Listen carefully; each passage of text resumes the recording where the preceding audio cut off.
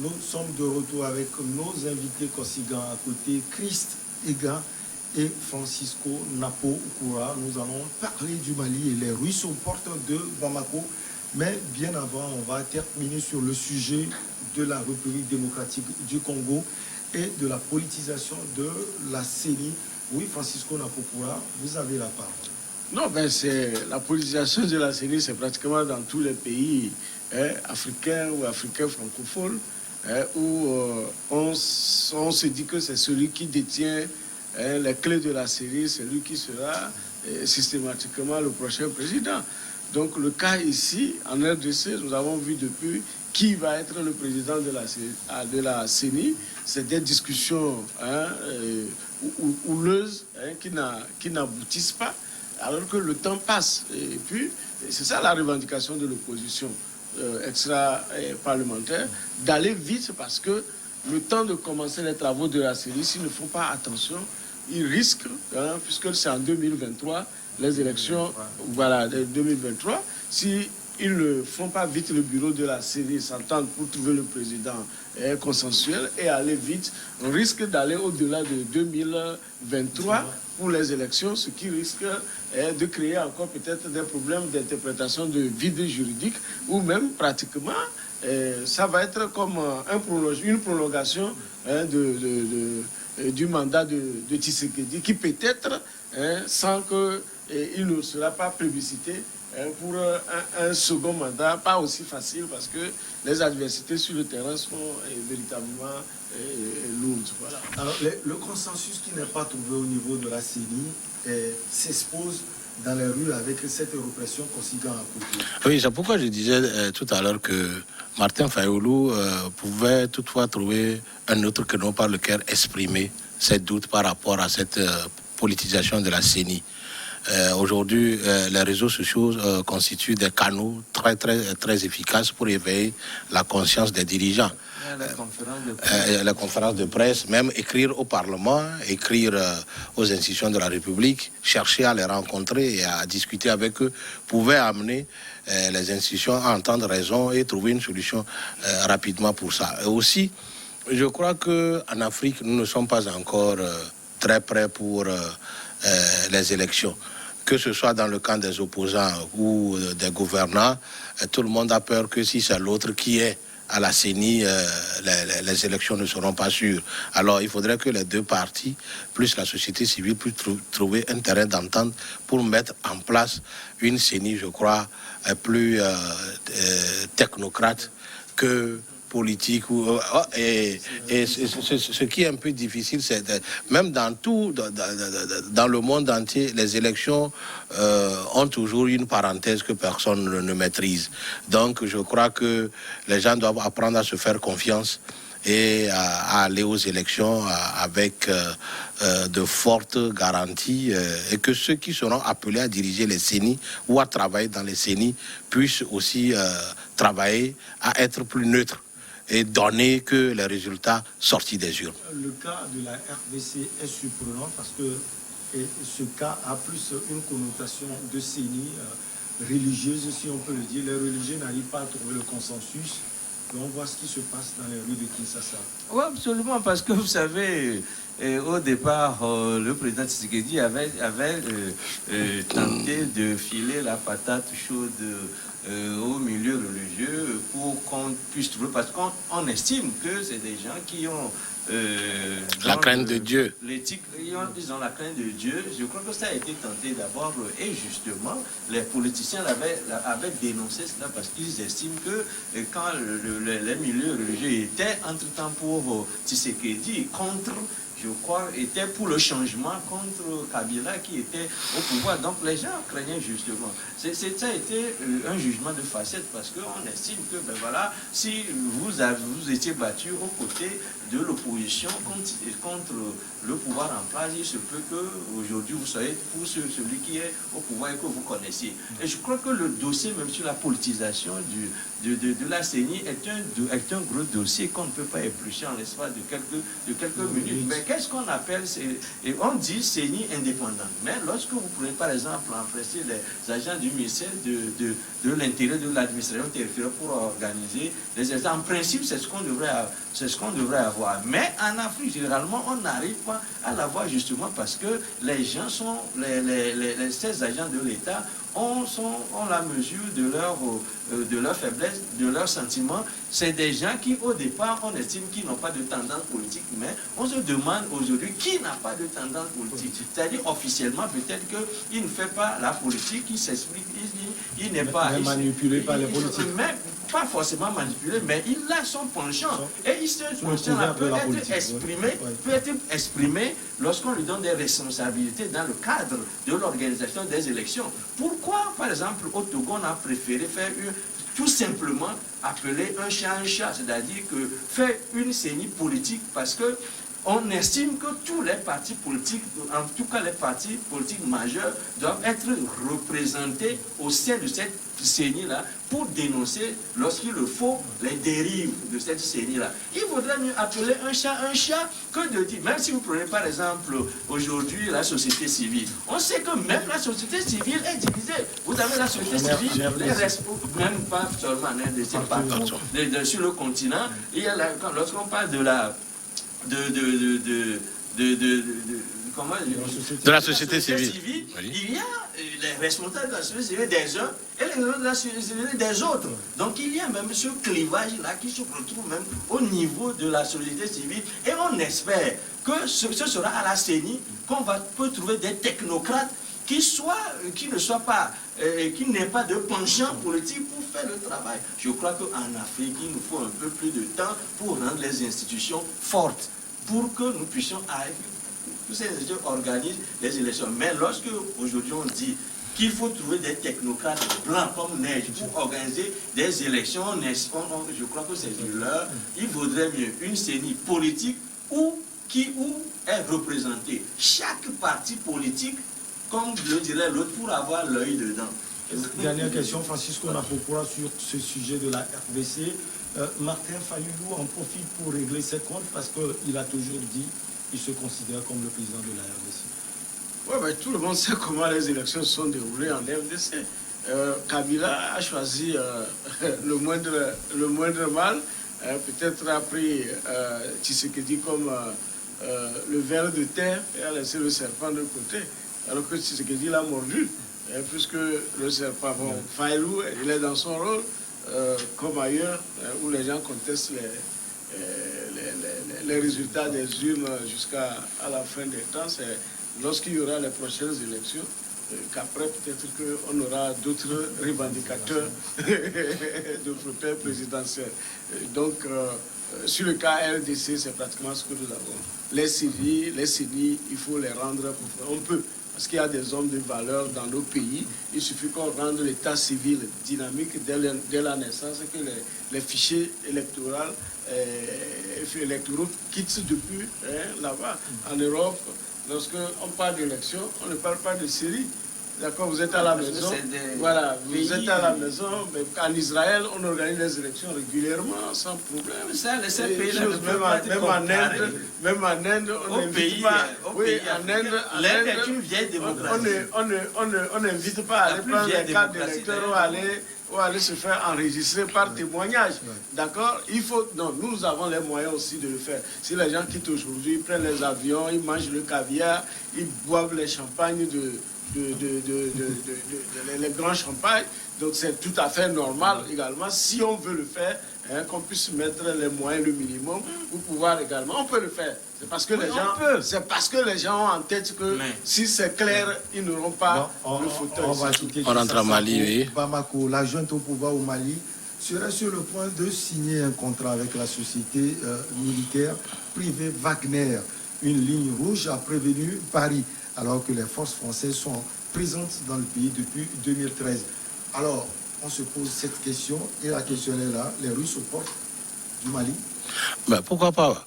Si aujourd'hui le Mali sent le besoin, si le Mali sent le besoin des Russes pour venir les soulager des djihadistes, ce n'est que de bonne guerre. Et puis ce qui se dit aujourd'hui sur les ondes c'est comme une politique d'empêcher la Russie d'agir au Mali.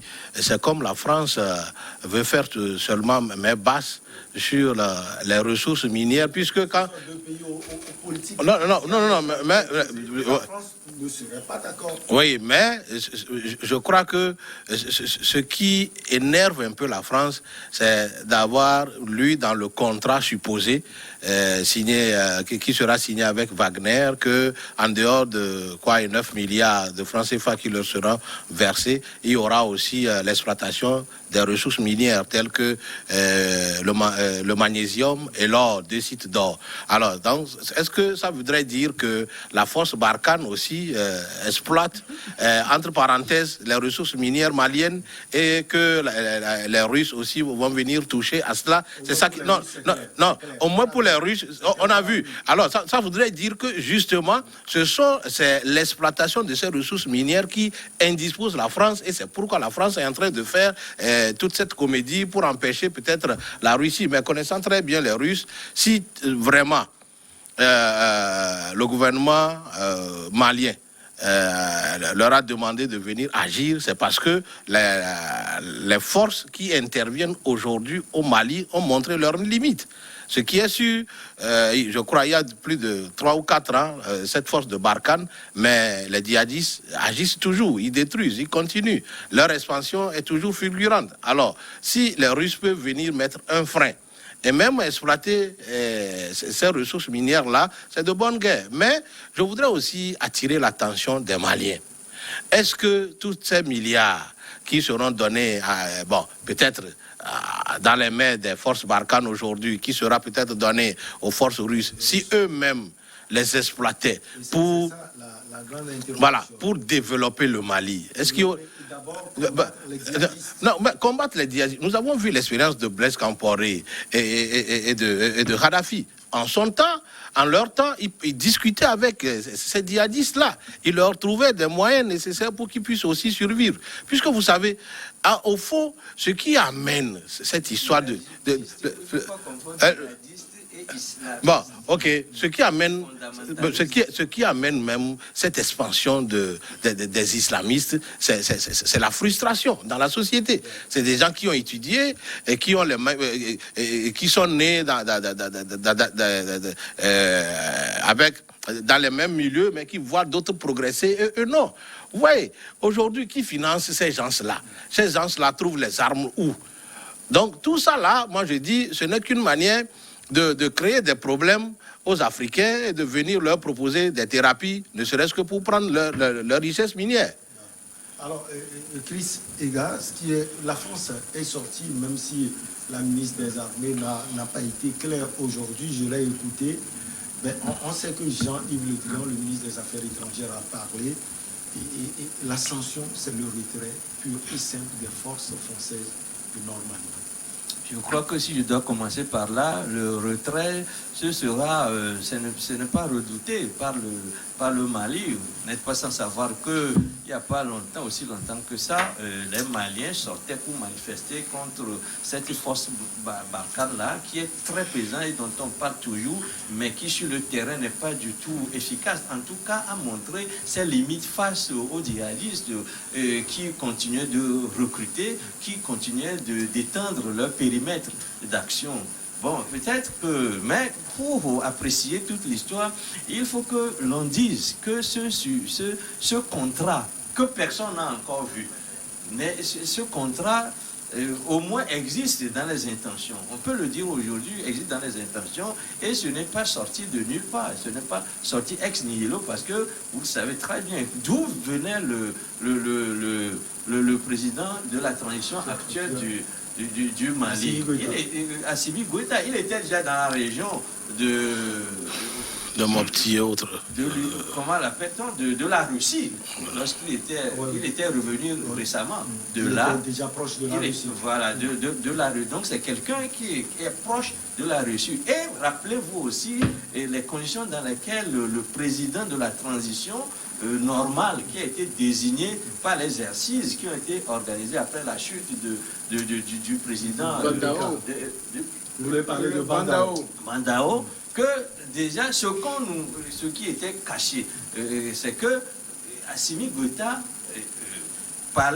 négociait déjà ce contrat avec les Russes. Et c'est justement ce président-là qui avait éventé l'affaire en parlant, par exemple, à Paris. Et c'est ça qui a précipité sa chute. C'est comme il était en contradiction avec un sujet de haute importance, parce que lié à la sécurité même du Mali. Parce qu'Assimi Goïta, étant militaire, trouvait qu'il faut passer un contrat avec les Russes. Sachant qu'en Centrafrique, les Russes ont été efficaces là, ce sont eux qui finalement ont créé la débandade auprès des multiples groupes armés qui écumaient la capitale centrafricaine. Et c'est l'efficacité qui a été celle des Russes en Centrafrique, je crois, qui a décidé Assimi Goïta à aller vers là, parce que justement, ces mercenaires russes ne s'embarrassent pas de protocole en ce qui concerne les droits de l'homme. Et on sait que c'est des gens qui ne s'empêchent pas du tout d'avancer, de tirer, de faire des coups de poing, quitte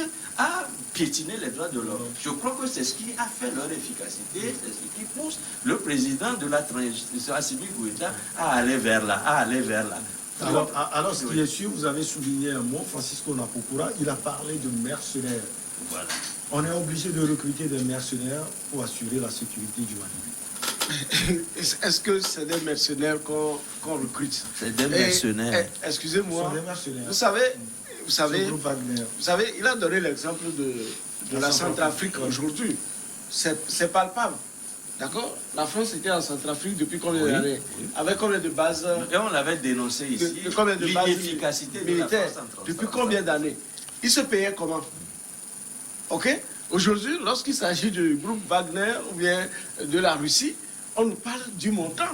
Mais qui sait combien la France ou bien les forces françaises qui étaient stationnées depuis des années en Centrafrique se faisaient payer? Mais il a donné un cas récent. Mais prenons le cas de la Syrie. Quand l'Occident a jeté le bordel en Syrie, mais c'est la Turquie et la Russie qui ont tout fait pour ramener la stabilité. Maintenant, quand nous allons dans prenons le Cap Vert. C'était grâce à la Russie que le Cap Vert a été stabilisé. L'Angola, c'est grâce à la Russie. L'Afrique du Sud ne serait pas sortie de l'apartheid si la Russie n'avait pas mis son mot. Maintenant, lorsque nous prenons l'Occident et les Américains, quand nous prenons les Américains depuis le Vietnam, ils ont abandonné. Le cas récent de l'Afghanistan. Mais ils ont fait 20 ans en Afghanistan. Attendez, ils ont fait 20 ans en Afghanistan. On a vu aujourd'hui les résultats. Mais la Russie, malgré le système russe a pu négocier avec les talibans. Aujourd'hui, les Russes ne sont pas ciblés en tant que tels comme des Occidentaux. Est-ce que vous voyez? Mais prenons l'Allemagne aujourd'hui aussi qui s'agite que lorsque la France et la Russie va amener le groupe Wagner. Attendez, on reviendra sur la composition, c'est des mercenaires ou pas. Aujourd'hui, au moins, c'est un contrat État contre État, institution. Qui est visible. Qui est visible. Voilà. Prenons l'Afrique. Depuis la colonisation, le Mali, tout ça là, nos pays, depuis que nos pays sont pillés, qui nous a une fois fait le compte, le paiement, c'est-à-dire la contrepartie. Ils sont là. Mais vous voyez aujourd'hui, oui. Mais quand, dans la démarche russe, c'est ce que vous voulez dire. Pas seulement d'honnêteté, mais les gens ont envie d'aboutir à un résultat, d'aboutir à une stabilité. La France menace pourquoi? Ils étaient là depuis la colonisation, d'abord même l'esclavage. Jusqu'à la colonisation, jusqu'à même présentement. Et là, elle veut partir. Avec toutes ces forces. Quand le Mali a commencé à se déchirer. À se déchirer. Le Tchad est là-bas. Le Tchad est là-bas. Le Tchad est là-bas. Non, on ne fait que citer des exemples. Quel a été l'impact positif de cette présence permanente de l'Occident, surtout de l'Europe et surtout de la France en Afrique? Quel a été le résultat? Le résultat, c'est toujours le bordel, le terrorisme continue. Mais si aujourd'hui les gens ont trouvé d'autres partenariats. Pourquoi ne pas essayer? Est-ce que c'est les Maliens qui s'inquiètent?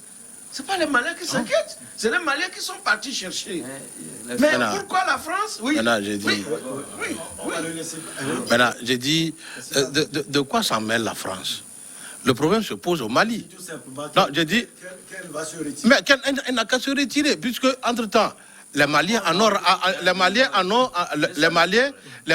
ras le bol. Vous avez vu, quand le président Bandao a été à la France, à son retour, il a été démis de ses fonctions. Mais le Mali n'a pas disparu de la carte. Non, le Mali existe. Et malgré que le président français Macron avait boudé la prise du pouvoir de cette junte, mais les putschistes, le président Assimi Goïta assume ses fonctions, le Mali existe, le Mali veut trouver une solution. Écoutez, mais le Mali veut trouver, le Mali... Écoutez, voilà, maintenant, écoutez, voilà, écoutez, si maintenant... Le président, encore militaire de profession, veut faire appel à l'expertise russe pour venir éradiquer l'islam, le terrorisme au nord du Mali. Pourquoi on ne le laisse pas faire? Non, il faut le laisser faire, d'autant plus que c'est lui le premier des Maliens. Il sait ce qui est bon pour le Mali. Maintenant, la France crie les droits de l'homme. Ok, est-ce que même en France, là, est-ce qu'on respecte les droits de l'homme? On a vu tout l'état de violation des droits de l'homme avec les Gilets jaunes. Récemment, personne n'a parlé. Maintenant, pourquoi on veut s'en prendre au Mali? Maintenant, vous avez vu, c'est de la même manière. On a tout fait pour détruire Kadhafi. Maintenant, Kadhafi avait fait quoi? Si avec Kadhafi, il n'y aura pas ces histoires-là. Maintenant qu'on veut trouver une solution. Oui, si Kadhafi vivait, aujourd'hui, on n'aurait pas ces histoires-là. Maintenant que les Maliens veulent faire appel à une expertise russe, qu'on les laisse aller. Mais quand vous prenez à l'époque, pendant la deuxième guerre mondiale, quand la France avait appelé les colonies, les soldats des colonies, à venir aider la France pour repousser les Allemands et autres, mais qui a créé le scandale? Parce que c'était la France qui a appelé les tirailleurs sénégalais de venir l'aider. Mais aujourd'hui, le Mali a trouvé que pendant longtemps, pendant plus de 50 ans, ou même 100 ans, nous avons fait avec l'Occident, l'Europe, et la France, l'Angleterre, toutes ces conneries-là, ça n'a pas... Nous faisons appel à un nouveau partenaire. Ça ne donne rien. Qu'est-ce que la preuve? Non, mais la preuve, on vient juste de dire qu'il y a un nouveau partenaire avec la Russie. On nous annonce qu'on a tué un grand, c'est-à-dire un chef djihadiste qui était là depuis qu'on était là. C'est-à-dire qu'à chaque fois que les gens prennent une initiative de changer de partenaire, on sent qu'il y a une performance. Ça veut dire que les gens savent qu'ils peuvent mieux faire. Mais ils maintiennent le pays comme ça pour continuer de piller le sous-sol. Je crois qu'il vient de chuter sur un sujet intéressant que j'allais évoquer d'ailleurs aussi, l'opération de communication tous azimuts qu'on constate aujourd'hui à Paris, où on parle de cette performance-là. On a tué quelqu'un il y a un mois et on sort ça... on sort ça aujourd'hui pour nous dire que voilà, c'est l'une des actions d'éclat de la France, de l'efficacité. Ils sont en train de nous dire que voilà, la mort de ce chef djihadiste est bien corroborée. Et si on peut le dire, le sujet sur l'efficacité de la France voilà. Mais ce que je voudrais dire par ailleurs, c'est qu'il ne faut pas jeter l'enfant avec l'autre bain. C'est que nous ne devons pas quand même éviter, passer sous silence un aspect essentiel du sujet. C'est qu'on a dit qu'il s'agit en principe, lorsque le Mali demande par son président l'assistance de la Russie pour le groupe Wagner, puisque la Russie dit que le problème qui se pose ici, c'est que sur le plan de la forme, cela ne marche pas, parce que la Russie elle-même ne reconnaît pas ce groupe. La Russie dit qu'il a peut-être quelques instructeurs, ça avait commencé en Centrafrique, mais que le groupe Wagner là n'existe pas. La Russie ne reconnaît pas tout simplement le groupe. Et ce groupe-là est désigné. C'est-à-dire, le groupe a envoyé 1000 soldats qu'on appelle des mercenaires en Russie, et la communauté internationale désigne ce groupe-là sous l'appellation groupe des mercenaires dirigé par Wagner, qu'on connaît très bien, qui n'est pas à ses premiers faits d'armes. Je crois que c'est la forme qui n'y est pas. Si Assimi Goïta veut traiter avec la Russie, il faut que ce soit avec la Russie officielle. Avec la Russie officielle, on connaît la Russie officielle. Mais lorsque Goïta veut... Ça avait déjà commencé, c'est-à-dire ça avait déjà commencé depuis, c'est le contrat dont on parle, courait déjà depuis quelque temps, on avait des informations sur le sujet depuis quelque temps. Mais le groupe Wagner, qui a une très mauvaise réputation, qui a une nébuleuse, on ne connaît pas très bien, mais on sait que c'est l'armée de l'ombre de Poutine. C'est surtout ça le problème.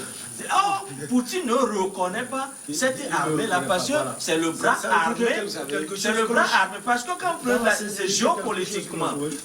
géopolitiquement, c'est la Russie qui utilise ce bras armé-là pour refaire la conquête de certains pays africains, parce que la Russie avait beaucoup reculé, et depuis 1990, la Russie n'étant plus, et ce conglomérat de pays-là a beaucoup regressé, et la Russie aujourd'hui est très offensive pour revenir sur le devant de la scène, du moins en ce qui concerne l'Afrique, et utilise ce groupe-là qui ne sont pas en vérité des mercenaires, qui sont des soldats, des militaires réguliers, russes.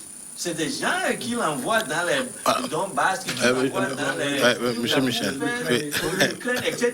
C'est les mêmes personnes qui aujourd'hui... Voilà, c'est les mêmes personnes, c'est les mêmes soldats qui la Russie envoie aujourd'hui en Centrafrique. Et ce qui dérange justement la France et tous ses alliés, dont l'Allemagne, c'est que la Russie est en train de grignoter sur la part de la France. Lorsqu'on dit par exemple il y aura exploitation, l'uranium nigérien, c'est pour les Français. Mais c'est que aujourd'hui la Russie ne vient pas. C'est pratiquement pour la France. Mais la Russie ne vient pas pour exploiter, mais seulement lorsque le Mali n'a pas de quoi payer la Russie lorsqu'elle intervient militairement. Mais on paye pas l'exploitation. Ce n'est pas que la Russie, les militaires là vont venir exploiter, ce n'est pas ça, mais vous payez. Et cela se fait déjà dans la plupart des pays. Francisco, voilà. Tout le monde. Moi, je trouve que ce n'est pas aussi clair. Tout le monde utilise des mercenaires. Est-ce que vous savez, est-ce que vous savez, les soldats... Mais lorsque vous n'êtes pas fort, on ne vous permet pas d'utiliser. Les soldats retraités, qu'on enrôle dans les missions des Nations Unies, sont appelés des mercenaires. D'accord? Quand bien même c'est la force régulière qui les envoie. Ok? Bien. Quand on parle de quitter un pays, vous savez, c'est pas facile. Et vous avez vu, lorsque l'Amérique a quitté l'Afghanistan, le rapatriement de la logistique, ce n'est pas facile. Vous avez vu tout ce qu'ils ont laissé là-bas comme armement, armada, même si on dit qu'ils ont détruit une partie. Ce n'est pas évident. Mais si on dit aujourd'hui la France de quitter, vous savez, ils ont déjà fait la stratégie qu'ils vont se replier sur le Niger. Moi, je préfère qu'ils laissent le Mali à la Russie et qu'ils se replient et qu'ils se concentrent sur le Niger et sur le Burkina pour stabiliser. Mais il ne faut pas croire que la Russie est meilleure en ce qui concerne... Personne n'a dit que la Russie est meilleure. Les gens font la même expérience depuis le pillage de l'esclavage, depuis l'indépendance, on est toujours dans le même système. Les gens veulent changer. Parce qu'ailleurs, il y a eu impact. J'ai donné des exemples. Cap-Vert, Angola. Voilà, ok. Oui, je crois que la France doit laisser libre arbitre aux Maliens. Ça n'est pas le problème. Écoutez, c'est un groupe. Mais est-ce que laissons cette affaire de groupe Wagner? Est-ce que le plan, écoutez, le projet même, le projet n'est même pas encore signé. Le contrat, écoutez, si c'est le Mali qui souffre d'une maladie appelée islamisme, Donc, laissons les Maliens trouver la bonne thérapie. Que ce soit Wagner, que ce soit... Si les Français, avec leur histoire de Barkhane, étaient venus à bout des terroristes, on ne parlerait plus de ce groupe-là. C'est parce que justement... Oui, et puis, voilà, on va faire le jour. Voilà, et puis ce qu'on dit là, quand vous...